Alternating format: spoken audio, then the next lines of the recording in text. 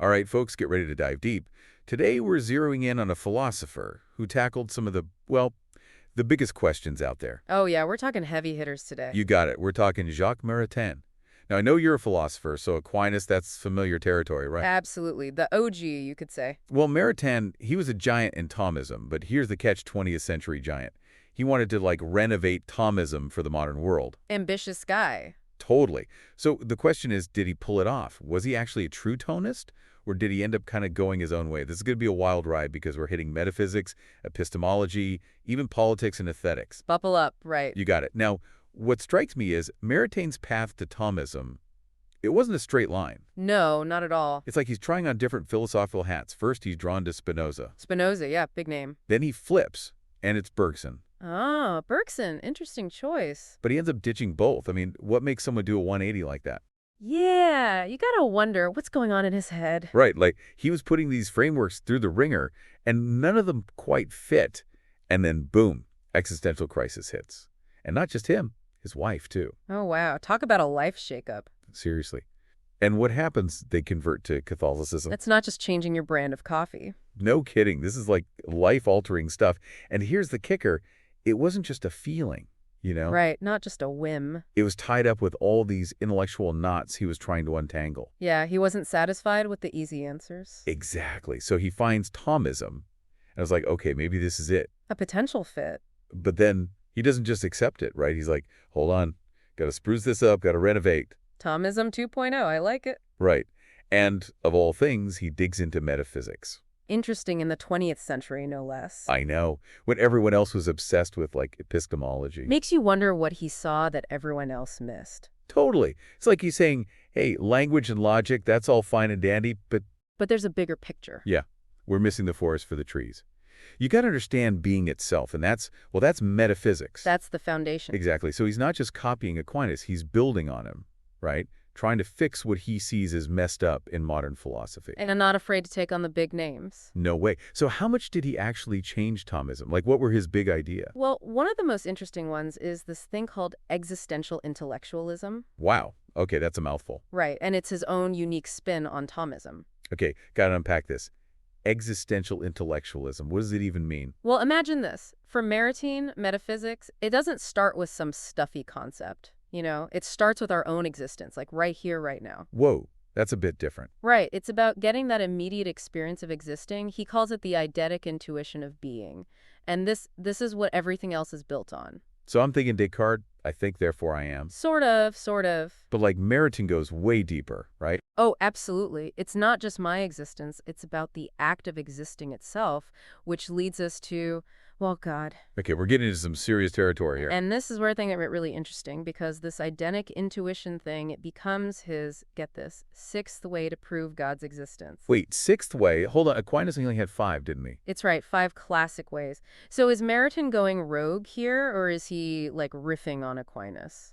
That's a good question. It's almost like he's blending different thinkers, right? Yeah, it gets you thinking about influence and originality, Totally. It's like he's taking bits from here and there, but ultimately his base is still Thomism. Finding those connections. Right. Building bridges between all these philosophical worlds, always trying to get that bigger picture. It's a fascinating journey, and that's where his epistemology, really shines. Maritain gets into all the different kinds of knowledge, how they each kind of fit with what we're trying to know. Okay, hold on. Different kinds. Now, that's a pretty big claim.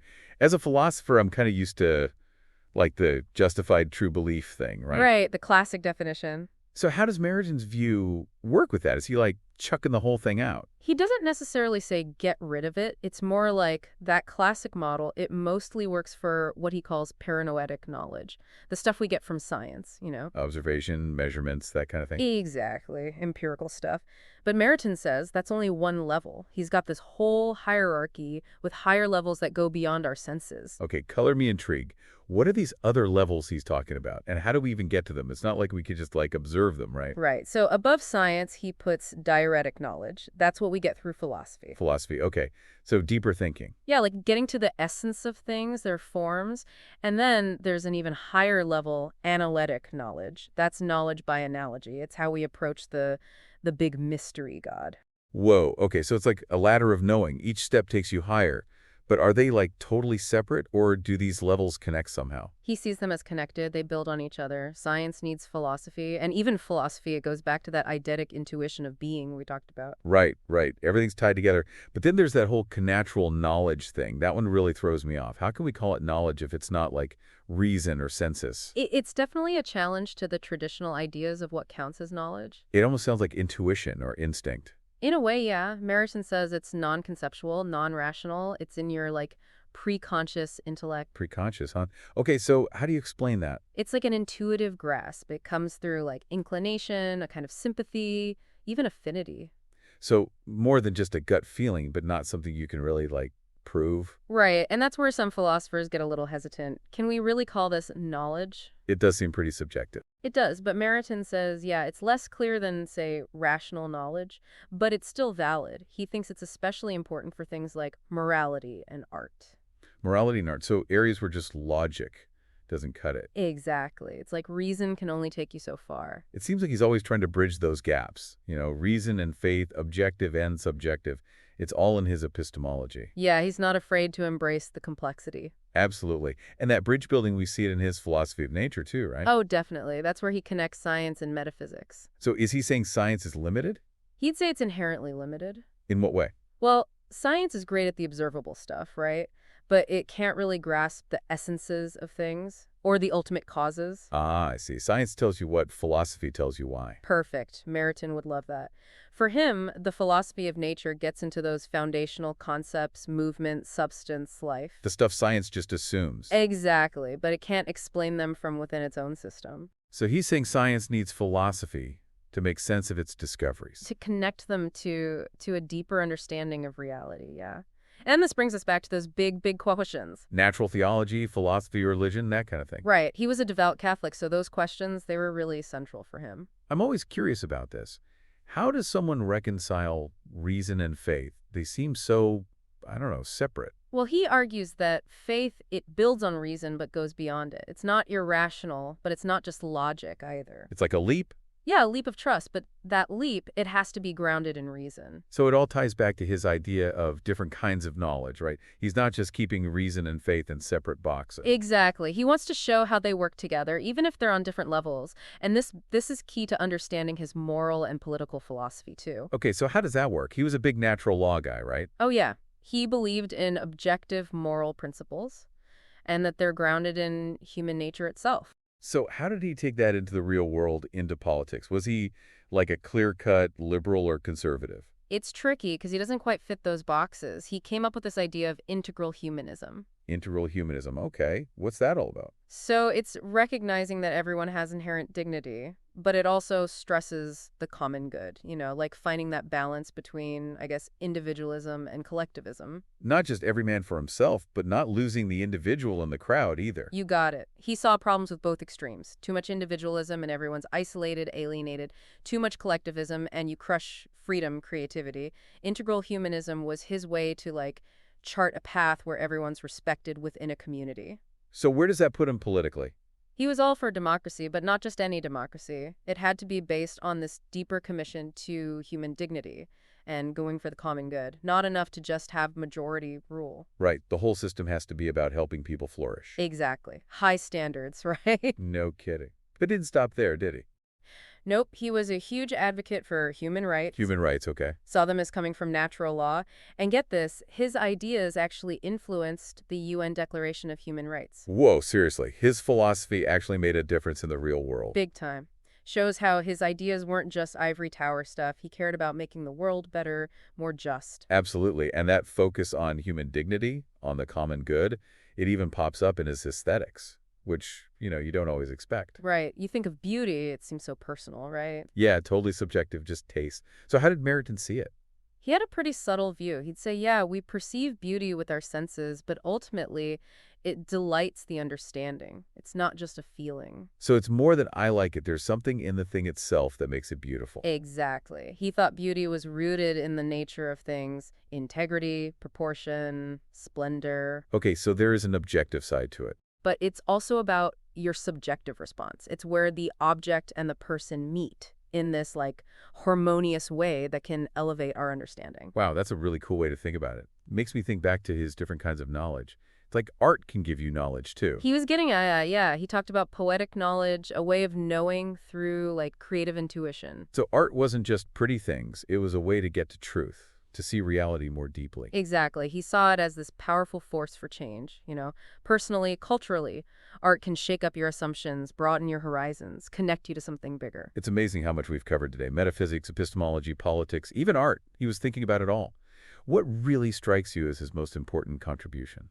That's tough, but I'd say bringing back natural law and giving human rights a solid philosophical grounding, especially in his time. You had fascism, communism, denying basic human dignity, Maritain offered a different vision. totally one based on reason, dignity, the common good. And he didn't just preach to the converted, he actually talked to people who disagreed with him. Yeah, looking for that common ground. And it's not just talk. Look at his work with UNESCO, his impact on the UN Declaration. Real world stuff. Absolute. Okay, but let's get back to that original question. Was Maritain really a Thomist, or did he stray too far from Aquinas? Ah, the big debate. Right. Some Thomists, they say all that intuition stuff, especially the eidetic intuition, it goes off the rails, like it's too subjective. Undermines the whole Thomistic system. And then connatural knowledge. That's a pretty big step away from classic Thomism. It definitely pushes the boundaries, but you gotta remember, Maritain was grappling with all the messy stuff of human experience. He wasn't just copying Aquinas. No way. He took on those challenges of modern thought. He wanted to make Thomism speak to people then. So maybe it's not straying, but evolving, like he's growing the tradition, keeping it alive. That's it. He was building on Aquinas, but he knew philosophy can't just stay frozen in time. Make you wonder, what would Maritain say about our world? All the tech, the political divisions, the climate crisis. Right. What would he make of it all? Do you think his ideas could help us navigate all this? I think so. That emphasis on dignity, the common good, talking to each other, that's all super relevant. And his idea of knowledge, that it's all connected science, philosophy, art, faith, that's something we need to hear today. We're so specialized, so fragmented. Exactly. He was ahead of his time, in a way. He knew we need a bigger picture to bring things together. And that integral humanism, it could help us think about social justice, how we share resources. In a world that's getting more and more connected. Yeah, huge questions. How do we meet everyone's needs while respecting their freedom and dignity? Maritain's work makes you wrestle with those questions. So he might not have had all the answers, but he definitely knew what to ask. Exactly. He was dedicated to truth, but he also knew reason has limits. Humble, in a way. Yeah. He gave us a lot to think about, and his work, it still challenges us, inspires us. Well, there you have it. Jacques Maritain, a thinker who wasn't afraid to go deep, to question everything. From the nature of being, to knowledge, to politics, to art. And even if he didn't always agree with Aquinas, he definitely made Thomism his own. He was a force to be reckoned with. Absolutely. And as you go on your philosophical journey, I'd say go back to Maritain, see what you discover. His ideas might surprise you. They're still relevant, even today. You never know. Maybe you'll be the one to carry the torch, to keep that renovation going. That's a great thought. Until next time, keep those philosophical wheels turning.